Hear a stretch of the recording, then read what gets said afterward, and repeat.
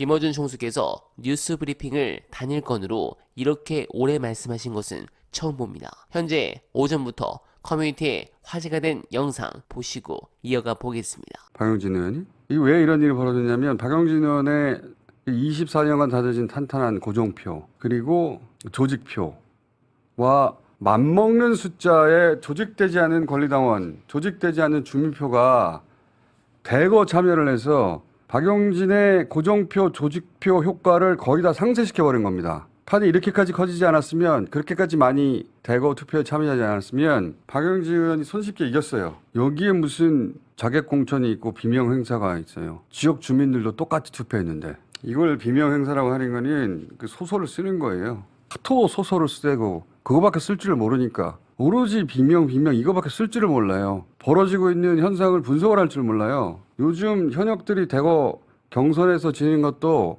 마찬가지 현상입니다. 조직되지 않은 권리당원들, 고정표가 아닌 지역 주민들, 이분들이 이번 경선에 대거 참여하는 거예요. 그러면서 현역들의 고정표 그리고 권리당원의 조직표를 상쇄시켜버린 겁니다. 우리 정당사에서 이런 적은 처음이에요. 이거를 분석을 안 하는 건지 못하는 건지 아주 게으르게 비명 이야기만 하고 있는 거예요. 실제 굉장한 역사가 만들어지고 있는데 이게 어디 한두 군데 지역구가 아니라 거의 모든 지역구에서 이런 흐름으로 결과가 만들어진다는 건 그게 하나의 시대 정신이라는 겁니다. 이 정권 심판의 도구로서 후보를 바라보고 거기에 부족하다 혹은 부적합하다 싶으면 현역이든 친명이든 아니든 당원들이 주민들이 갈아치우는 겁니다. 이건 누가 막을 수가 없는 거예요.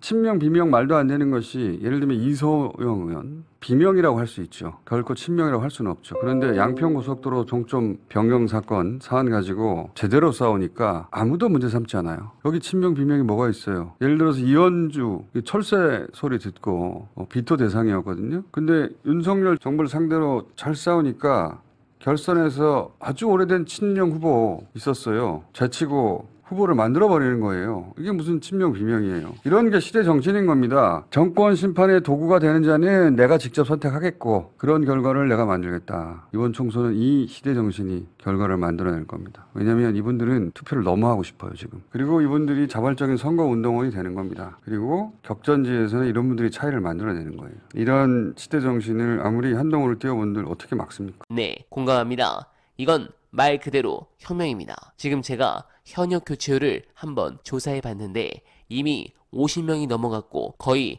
60명 수준에 임박했습니다. 솔직히 지난 총선 180석으로 현역 교체율이 이렇게까지 높게 가기 힘들다고 봤는데 당원의 힘으로 여기까지 왔습니다. 그리고 한 가지 더 기쁜 점은 이재명 당대표 효능감이 이 정도면 대통령 효능감은 어느 정도일지 궁금합니다. 이 대표는 함부로 발톱을 드러내지 않습니다. 필요한 순간에 필요한 권한이 모두 충족되었을 때 제대로 사용하는 스타일이죠. 반드시 그날이 빨리 와서 타협 없이 적폐를 한 방에 날리고 대한민국을 구해주실 것을 믿습니다. 관련해서 공천혁신으로 효능감이 높아진 현재 분위기에 대한 분석 안내드리며 이만 인사드리겠습니다. 그러니까 지금 상황은 객관적 데이터를 보면 4년 전보다 국힘당이 더 나빠요. 지금 3월 1일인데 40일 남았단 말이에요.